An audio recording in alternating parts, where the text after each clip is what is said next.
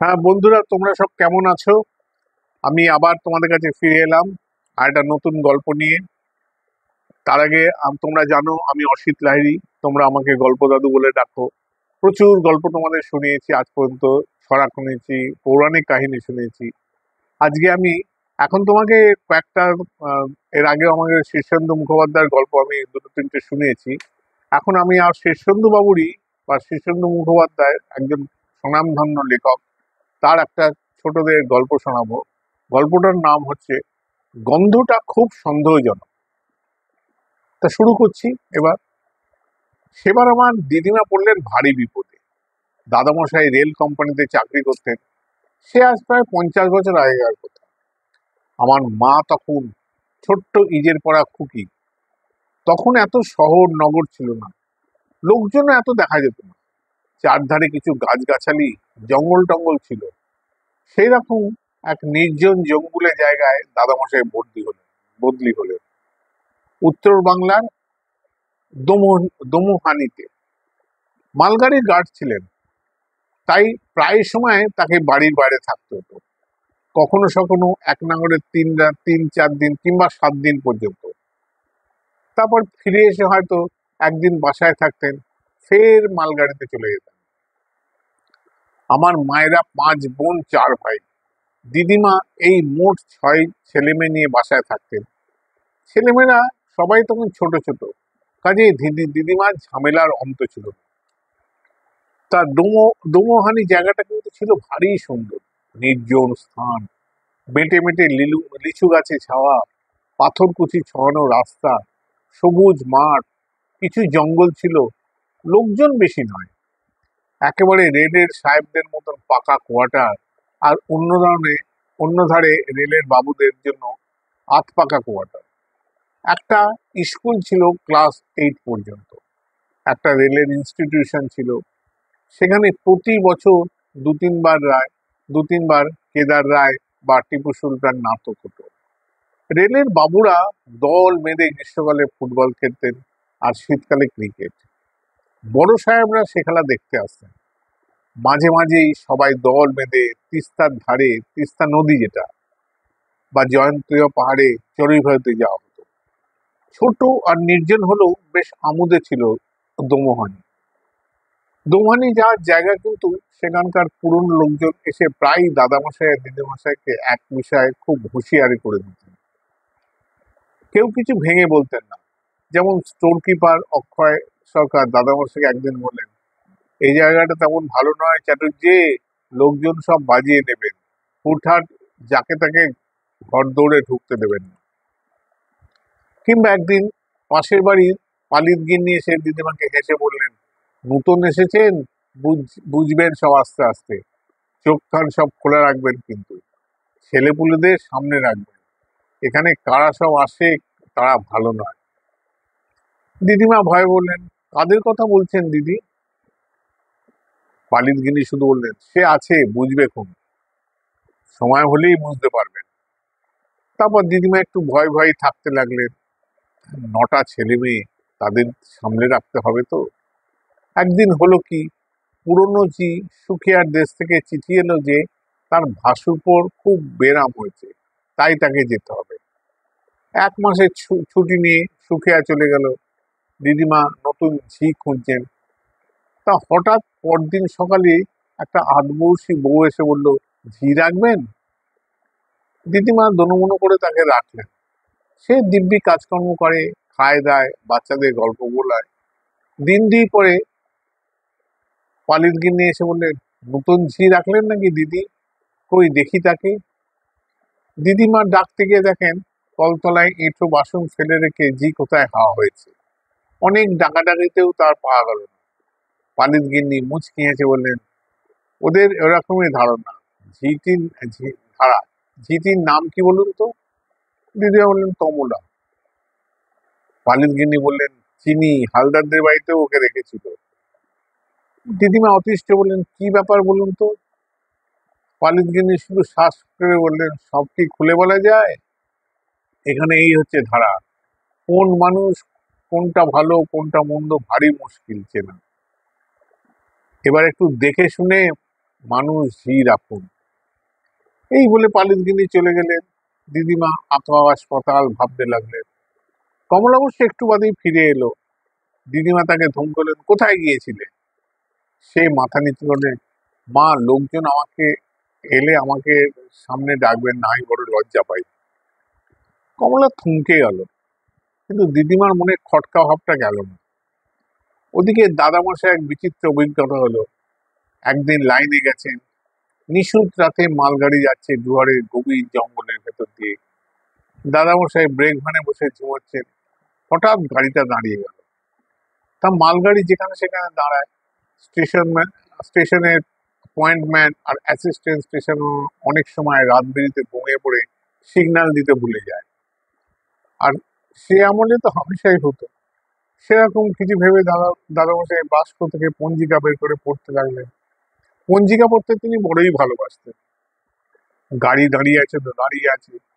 হঠাৎ দাদামশাই শুনতে পেলেন ব্রেক ভ্যানের পেছনে লোহার সিঁড়ি বেয়ে কে যেন গাড়ির ছাদে উঠেছে। দাদামশাই মুখ বার করে কাউকে দেখতে পেলেন না। ফের শুনলেন দূরে কে যেন ওয়াগনের পাল্লা খোঁড়ার চেষ্টা করছে। খুব চিন্তায় পড়লেন দাদামশাই। ডাকাতরা অনেক সময় শার্ট করে সিগন্যাল ব্রিগেড দিয়ে গাড়ি থামায়, মালপত্র চুরি করে। তাই তিনি সরেজমিনে দেখার জন্য গাড়ি থেকে নেমে হাত বাটিটা নিয়ে নেমে পড়লেন। লম্বা ট্রেন, তার এক ডগায় ইঞ্জিন। হাঁটতে হাঁটতে এসে দেখেন লাল সিগন্যাল ইতিমধ্যে সবুজ হয়ে গেছে, কিন্তু ড্রাইভার আর ফায়ারম্যান কয়লার ডিবির উপর গামছা পেতে শুয়ে অগড়ে ঘুমাচ্ছে। ওদের দোষ নেই, এক নাগাড়ে অনেক ডিউটি দিচ্ছে, একটু ফাঁক পেলেই ঘুমিয়ে পড়েছে। বহু ঠেলাঠেলি করে তাদের তুললেন দাদামশাই। তারপর ফের লম্বা গাড়ি পার হয়ে ব্রেক ভ্যানের দিকে ফিরে আসতে লাগলেন। মাঝামাঝি এসেছেন, হঠাৎ শোনেন ইঞ্জিনের হুইসেল। গাড়িও ক্যাঁচ ক্যাঁচ করে চলতে শুরু করলো। তিনি তো অবাক। ব্রেক ভ্যানে ফিরে তিনি সবুজ বাতি দেখালে তবে তো ট্রেন ছাড়ার কথা। তার দাদামশাই হাঁ করে চেয়ে রইলেন। অবাক হয়ে দেখলেন ব্রেক ভ্যান থেকে অবিকল গার্ডের পোশাক পরা একটা লোক হাত বাড়ি তুলে সবুজ আলো দেখাচ্ছে ড্রাইভারকে। ব্রেক ভ্যানটা যখন দাদামশাই পার হয়ে যাচ্ছে, তখন লোকটা তার দিকে চেয়ে ফিক করে হেসে চলে গেল। বহু কষ্টে দাদামশাই সেবার এসেছিলেন। সেবার ম্যাজিশিয়ান প্রফেসর ভট্টাচার্য চা বাগানগুলিতে ঘুরে ঘুরে ম্যাজিক দেখিয়ে দোমহেন্তে এসে পৌঁছলেন। তিনি এলেবেলে খেলা দেখান, দড়ি কাটার খেলা, তাসের খেলা, আগুনের খেলা। তার দোমোহনের মতো গঞ্জের জায়গায় সেই খেলা দেখতে লোক ভেঙে পড়ল। ভট্টা স্টেজের উপর দাঁড়িয়ে প্রথম দৃশ্যে একটু বক্তৃতা করেছিলেন। হাতে ম্যাজিকের মতন ছোট্ট একটা লাঠি। বলেছিলেন, ম্যাজিক মানেই হচ্ছে হাতের কৌশল, মন্ত্রতন্ত্র। আপনার যদি কৌশল ধরে পড়ে, তাহলে দয়া করে চুপ করে থাকবেন, কেউ যেন স্টেজের টর্চের আলো ফেলবেন না, ইত্যাদি ইত্যাদি। এইসব বলছেন।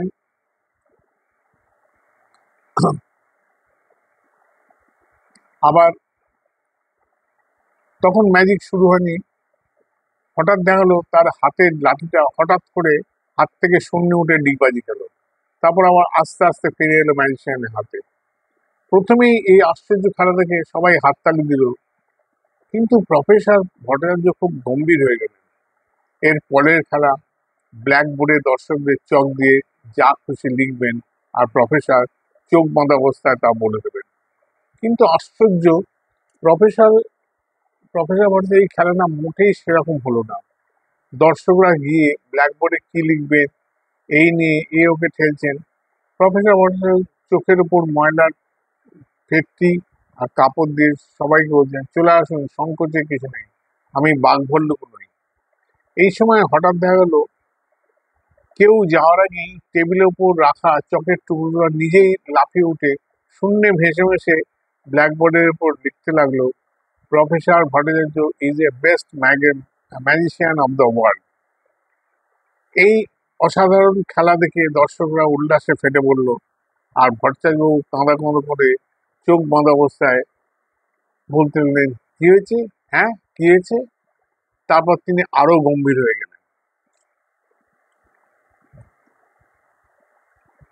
আগুন খাঁর আগুন খাওয়ার খেলাতেও এরকম আশ্চর্য ঘটালেন তিনি। কথা ছিল মশাল জেলে সেই আগুন মুখে পুড়ে আগুনটা খেয়ে নেবেন, তাই করলেন। কিন্তু দেখা গেল ভট্টাচার্য হাঁ করতেই মুখের ভেতর থেকে সাপের জীবের মতন আগুনের হলকা বেরিয়ে আসছে।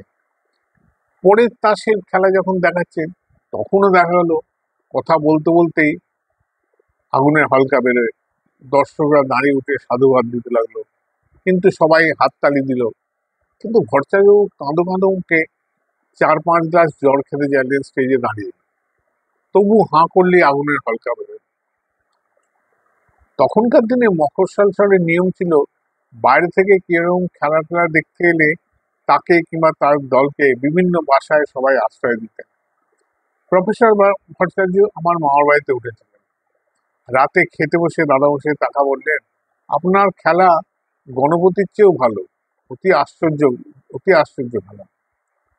ভট্টাচার্যবাবু বললেন, হ্যাঁ, অতি আশ্চর্য খেলা, আমিও এরকম আর দেখিনি। ভট্টাচার্য বললেন, সে কি, কিন্তু আপনিই দেখালেন। ভট্টাচার্য আমতা আমতা করে, তা বটে, আমি আমিই তো দেখালাম, আশ্চর্য। তাকে খুব বিস্মিত মনে হচ্ছিল। দাদামশাইয়ের বাবা সেবার বেড়াতে এসেছেন দমুহিতে। বাসায় পা দিয়ে বললেন, তোদের ঘর দৌড়তে একটা আষ্টে গন্ধ কেন রে? সবাই বলল, আষ্টে গন্ধ, কই, আমরা তো পাচ্ছি না। দাদামশাইয়ের বাবা খুব ধার্মিক মানুষ, খুব পণ্ডিত লোক, মাথা নেড়ে বলল, আলবাত আষ্টে গন্ধ। এ শুধু তোদের বাসাতেই নয়, স্টেশনেও গন্ধটা পেয়েছিলাম। পুরো এলাকাতেই যেন আষ্টে গন্ধ একটা। কমলা দাদামশাই বাবাকে দেখে ঘা দিয়েছে। অনেক ঢাকাঢাকিতেও সামনে এলো না। দিদিমার তখন ভারী মুশকিল, একা হাতে সব কর্ম করতে হচ্ছে। দাদামশাই বাবা সব দেখে শুনে গম্ভীর না, এসব ভালো কথা নয়, গন্ধটা খুব সন্দেহজনক। সেদিন বিকেলে স্টেশন মাস্টার হরেন সমদ্দারের মা এসে দিদিমাকে আড়ালে ডেকে বললেন, কমলা আমাদের বাড়িতে গিয়ে বসে আছে, তা বলি বাছা, তোমার শ্বশুর ধার্মিক লোক, সে ভালো, কিন্তু উনি যদি জপ তপ বেশি করেন, ঠাকুর দেবতার নাম ধরে ডাকাডাকি করেন, তাহলে কমলা এ বাড়িতে থাকে কি করে? দিদিমা অবাক হলেন, এসব কথা কি বলছেন মাসিমা? আমার শ্বশুর জব করলে কমলার অসুবিধা কি হবে? সমদ্দারের মা তখন দিদিমা থুতনি হাঁটলেন, ও হরি, তুমি বুঝি জানো না, তাই বলি। তা বলি বাছা, দমোহানির সবাই জানে যে এ হচ্ছে ওই ওই দলেরই রাজত্ব। ঘরে ঘরে সবাই গিয়ে ঝি চাকর খাচ্ছে, বাইরে থেকে কিছুই বুঝবে না, ওরা হচ্ছে তারা। কারা? দিদিমা অবাক হলেন। বুঝবে বাবু, রসু, বলে সমুদ্রের মা চলে গেলেন। কথাটা মিথ্যে নয়। দময়িতে তখন ঝি ঝি চাকর কাজের লোকের বড়ই অভাব। ডুয়ার্সে ম্যালেরিয়া, কালাজ্বর, মশা আর বাঘের ভয় কোনো লোক সেখানে থাকতে যেতে চায় না। যাদের না গিয়ে উপায় নেই তারাই যায়, আর তারাই গিয়ে পালাই পালাই করে। কারো বাসায় ঝি চাকর বা কাজের লোকের অভাব ঠিক হলে ঠিক ছুটে যেত। স্টেশন মাস্টারের সমাদদারের ঘরে একবার দাদামশাই এসে গল্প করছিলেন। সমাদদা একটা চিঠি লিখেছিলেন, সেটা শেষ করে বললেন, ওরে কে আছিস? বলা মাত্র একটা ছোকরা মতন লোক এসে হাজির। সমাদদার তার হাতে চিঠিটা দিয়ে বললেন, যা, এটা ডাকে দিয়া। দাদামশাই জিজ্ঞেস করলেন, লোকটাকে নতুন রেখেছেন নাকি?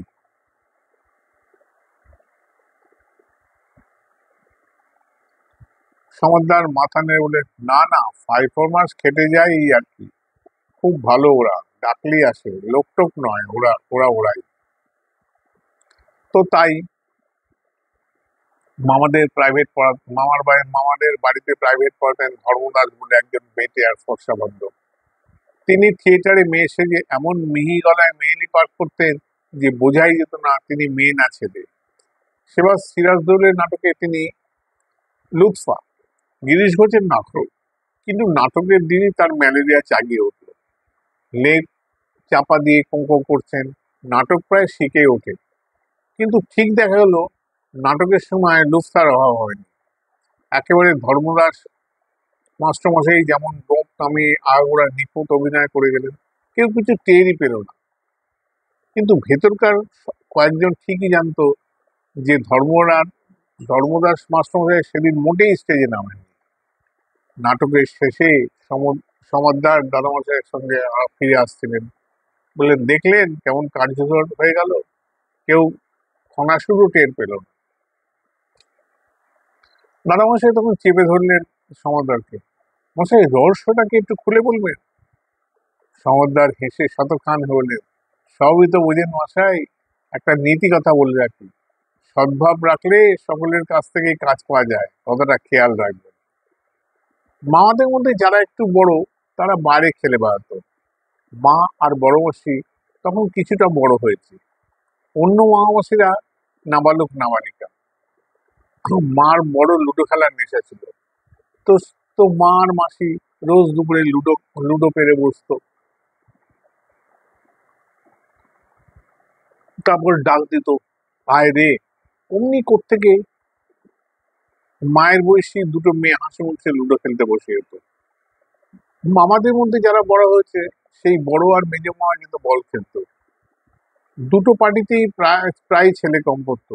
ছোট জায়গা তো, বেশি লোকজন ছিল না, কিন্তু কম পড়লেই মামারা ডাকতো, কে খেলবি আয়। অমনি 4-5 জন হাজির হয়ে যেত। মামাদের বয়সী সব ছেলে, খুব জমিয়ে খেলা হতো। এই খেলা নিয়ে আবার একটা কাণ্ড হলো একবার। দোমোহানির ফুটবল টিমের সঙ্গে আর এক চা বাগানের টিমের ম্যাচ। চা বাগান থেকে সাঁওতাল আর আদিবাসী দুর্দান্ত চেহারা সব ভালো ভালো খেলোয়াড় সব এসেছে। দোমোহানির বাঙালি টিম জুত করতে পারছে না। হঠাৎ দমনের টিম খুব ভালো খেলা শুরু করলো। দুটো গোল শোধ দিয়েও আর একখানা দিয়ে দিয়েছে। এমন সময় চা বাগান টিমের ক্যাপ্টেন খেলা থামিয়ে রেফারি করলো, ওরা 12 জন খেলছে। রেফারি গুনে দেখলেন না, 11 জনই। ফের খেলা শুরু হতেই একটু পরে রেফারি খেলার দামে দমনের ক্যাপ্টেন বললেন, তোমাদের টিমে 4-5 জন এক্সট্রা লোক খেলছে। দুর্দান্ত সাহেব রেফারি, সবাই ভয় পায়। দোমানি ক্যাপ্টেন বুক ফুলিয়ে বলল, গুনে দেখুন। রেফারি গুনে তো 11 জনই খেলছে। দোমন টিম 3টে গোল দিয়েছে। রেফারি আবার খেলা থামে ভীষণ নিলেন, there are at least 10 extra men in this team. দর্শকদেরও তাই মনে হয়েছে। গুনে দেখা যায় 11 জন। কিন্তু খেলা শুরুতে ঘাসের মুখে লুকিয়ে থাকা কিংবা বাতাসের মধ্যে মিলিয়ে থাকা সব খেলোয়াড়রা পিল করে মাঠে নেমে পড়ছে। রেফারি দমনের টিমকে লাইন আপ করিয়ে সকলের মুখ ভালো করে দেখলেন। শেষ 3টে গোল যারা করেছে তারা করে, তাদের তো দেখছি না। একটা কালো ঢ্যাঙা ছেলে, আর একটা মেটে, আর একটা ফর্সা, আর একটা ষাঁড়ের মতন, তারা করি। ধৌমনের ক্যাপ্টেন মিনমিন করে সাফাই করলো, তাতে রেফারি তো রেগে টাই। চা বাগানের টিমও ভেবাচায় খেয়ে হাঁপসে পড়েছে, কিন্তু কেউ কিছুই বুঝতে পারছে না। খেলা অবশ্য বন্ধ হয়ে গেল। দাদামশাই বাবা লাইনে দাঁড়িয়ে দাঁড়িয়ে খেলা হালছেন, আবার সেই গন্ধ। এখানেও একটা রহস্য আছে, বুঝলে সমাদদার?